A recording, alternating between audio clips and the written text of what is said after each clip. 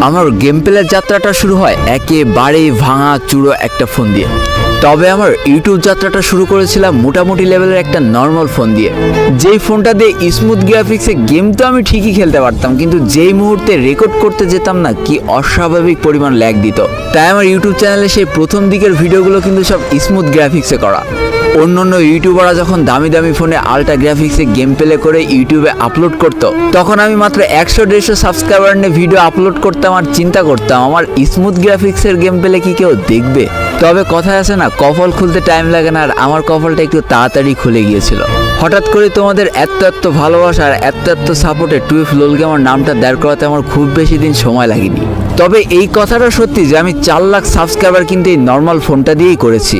বিশ্বাস করো, এখনো মাঝে মাঝে সেই পুরোনো দিনগুলোর কথা মনে পড়ে, কি পরিমাণ ল্যাগ দিত, কিভাবে স্ক্রিন রেকর্ড করতাম, কিভাবে এডিট করতাম একটা নর্মাল ফোন দিয়ে।